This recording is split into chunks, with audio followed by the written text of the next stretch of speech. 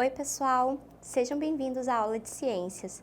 Eu sou a professora Márcia e na aula de hoje nós vamos falar sobre dois sistemas que são muito importantes para o nosso organismo. Apesar deles terem funções separadas, eles se completam, eles trabalham de uma forma coordenada. E esses sistemas que nós vamos trabalhar hoje vão ser o sistema nervoso e o sistema endócrino. A gente vai diferenciar esses dois sistemas e entender como que eles atuam de forma conjunta. Então, o que acontece? O nosso organismo, ele deve manter sempre o equilíbrio. Os órgãos, as nossas células, elas têm sempre estar em equilíbrio. O sistema nervoso e o sistema endócrino, eles trabalham de uma forma a manter esse equilíbrio, de um modo em que eles vão comandar as modificações que sejam necessárias para que o nosso corpo ele se ajuste às diferentes condições. Então, o que vai acontecer? Nós temos o sistema nervoso, que ele vai receber os estímulos, sejam estímulos externos, sejam estímulos internos. Ele vai fazer o processamento dessas informações, ele vai traduzir o que está acontecendo e ele vai emitir uma resposta.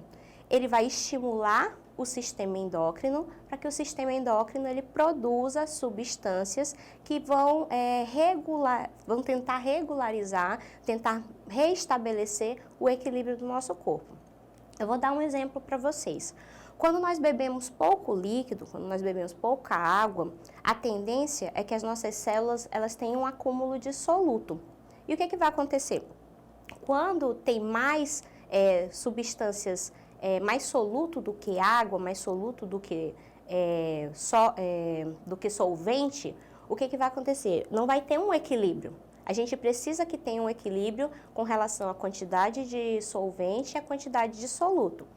O que vai acontecer? Os receptores, eles vão transmitir essa informação para o sistema nervoso. O sistema nervoso, ele vai entender que o nosso corpo, ele precisa de mais água, ele vai passar essa informação para o nosso hipotálamo, que vai secretar um hormônio que a gente chama de antidiurético.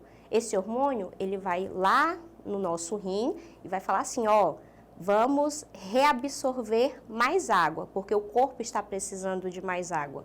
E aí a gente tem uma maior reabsorção e também outros hormônios vão estimular para que a gente sinta sede. Então, toda vez que o nosso corpo percebe que está em desequilíbrio, o sistema nervoso ele processa essa informação, ele capta e ele vai transmitir uma resposta, seja para os órgãos ou, nesse caso, fazendo essa comunicação, trabalhando em conjunto com o sistema endócrino. Nós vamos falar agora um pouco sobre cada um desses sistemas para a gente conhecer quais são as partes que compõem e quais são as funções. Começando pelo sistema nervoso. O sistema nervoso ele é dividido em duas partes, o sistema nervoso central e o sistema nervoso periférico. O sistema nervoso central é formado pelo encéfalo e pela medula espinhal, que a gente também pode chamar de medula espinal. O encéfalo, muitas vezes, a gente acaba utilizando como sinônimo de cérebro, mas, na verdade, o cérebro ele só forma uma parte do encéfalo. A maior parte do encéfalo é o cérebro, mas ele não é formado só disso. Nós temos o encéfalo e a medula espinhal que fica dentro da nossa coluna vertebral. Tenham cuidado para não acabarem confundindo com medula óssea, que nós vimos que é uma parte que fica em alguns ossos do nosso corpo, responsável pela formação de células sanguíneas.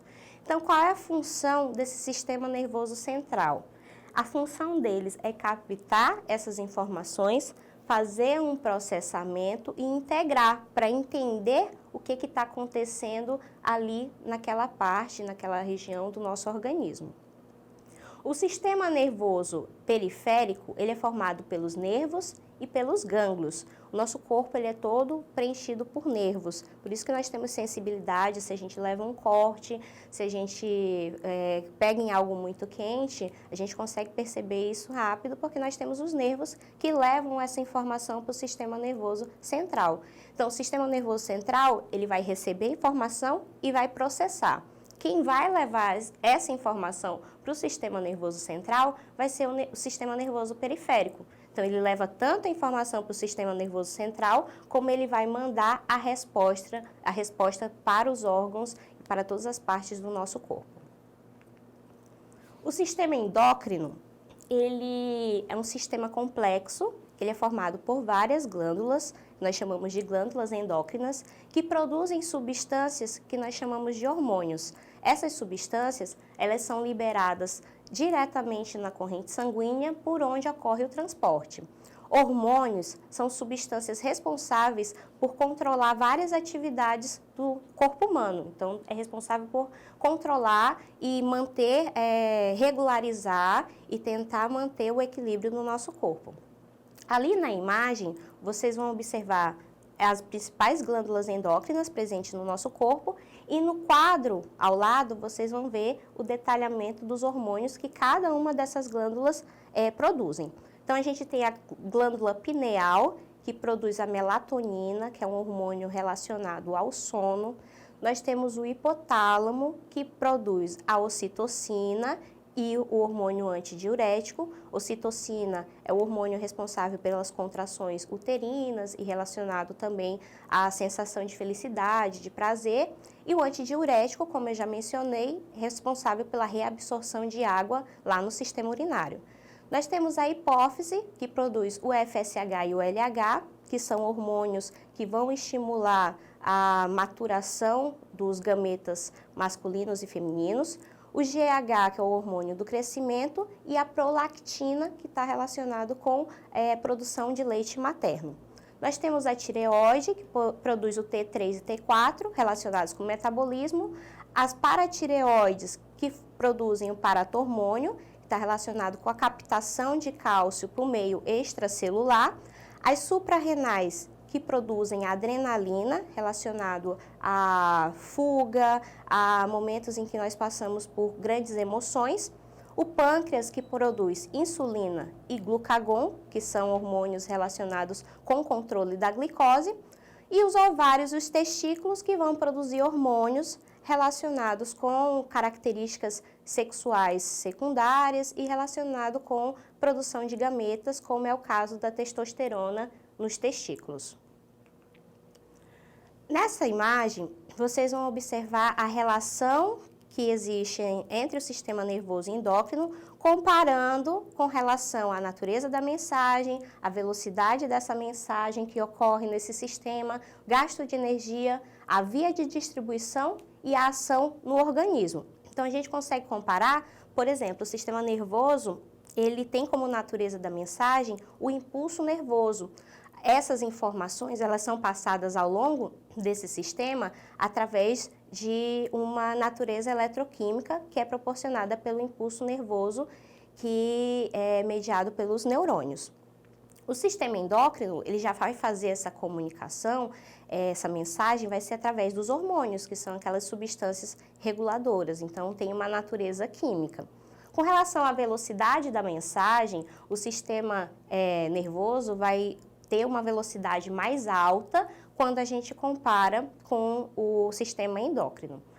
Com relação ao gasto de energia, o sistema nervoso gasta mais energia do que o sistema endócrino, até porque ele tem uma velocidade mais rápida quando comparado a outro sistema.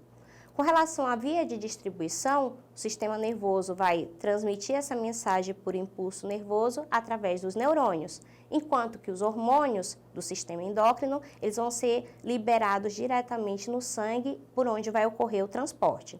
E por último, com relação à ação no organismo, o sistema nervoso, ele tem uma ação mais restrita, mais pontual, ele vai ter órgãos-alvo, onde vai ocorrer essa atuação, enquanto o sistema endócrino, ele tem uma ação mais ampla, mais sistêmica, quando a gente fala de sistêmica, porque ela está relacionada a todos os sistemas do corpo.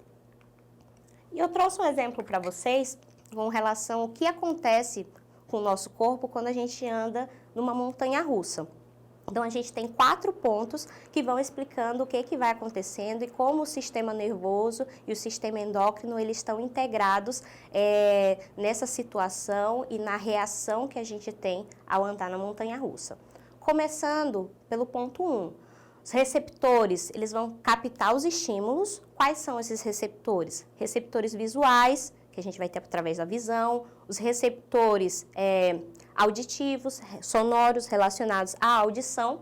E esses receptores vão captar os estímulos do que está acontecendo no ambiente e vão transmitir essa informação para o sistema nervoso central. Primeira forma que o sistema nervoso vai responder é proporcionando com que nós fiquemos com os olhos arregalados, tá? Então, a primeira resposta que o sistema ele vai dar. Segundo ponto, quando ele recebe os estímulos, o sistema nervoso central ele vai provocar respostas nas glândulas. Então, ele já começa a atuar no sistema endócrino. Além disso, ele vai atuar nos músculos e em outras áreas próprias do sistema nervoso.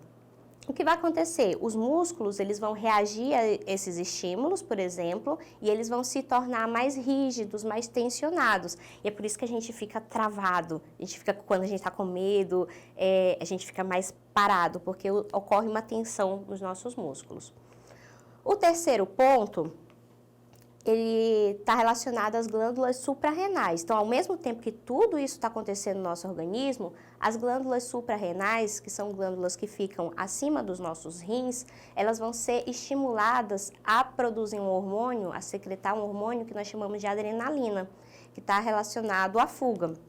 Então, esse hormônio, o que ele vai ocasionar no nosso corpo? As pupilas vão ficar dilatadas, os brônquios vão ficar dilatados, então a gente vai ter uma respiração mais acentuada, os batimentos cardíacos eles vão aumentar e vai ocorrer uma vasoconstrição. O corpo ele passa também a produzir mais suor. Então, todos essas reações que o nosso corpo tem estão relacionadas com esse hormônio que foi secretado pelas suprarrenais. E quem orientou essa secreção foi o sistema nervoso central. E o quarto ponto, quando acaba o passeio, todos os estímulos que estavam sendo captados pelo sistema nervoso central, eles cessam, ele para de interferir, de influenciar os músculos, as glândulas, e o nosso corpo ele começa a entender que já está tudo em equilíbrio e que ele não precisa mais secretar esses hormônios. Aos poucos a gente vai se acalmando e depois de um tempo a pessoa ela vai se recuperando. E lógico, vai variar de pessoa para pessoa, tá? Do metabolismo para metabolismo. E eu trouxe para vocês aqui 3 atividades para que a gente possa exercitar o que nós vimos na aula de hoje. A primeira questão diz o seguinte: quais são as 2 principais divisões do sistema nervoso? Então, nós vimos que o sistema nervoso é dividido em 2 partes. O sistema nervoso central e o sistema nervoso periférico. Central, formado pelo encéfalo e pela medula espinhal, e o periférico, formado pelos nervos e pelos gânglios. Segunda pergunta: quais substâncias químicas são produzidas pelas glândulas do sistema endócrino? Por onde são transportadas? Então, nós vimos que o sistema endócrino ele vai produzir substâncias reguladoras que nós chamamos de hormônios. E esses hormônios eles são lançados diretamente na corrente sanguínea e vai ser o sangue que vai fazer o transporte para as diversas partes do nosso corpo. E a terceira pergunta: cite algumas diferenças entre a transmissão de mensagens pelo sistema nervoso e o sistema endócrino. Então, a gente viu aquele quadro onde fazia toda a comparação entre o sistema nervoso e o sistema endócrino, e nós vimos, por exemplo, que o sistema nervoso ele vai ter como natureza de transmissão, a mensagem ela vai ser transmitida através do impulso nervoso, e quem faz essa transmissão são os neurônios. Já o sistema endócrino, ele vai transmitir essa mensagem através dos hormônios, e os hormônios eles são transmitidos através da corrente sanguínea.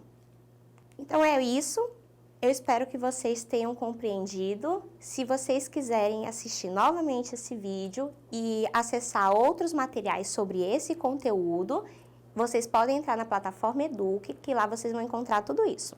Então é isso, bons estudos e até a próxima aula!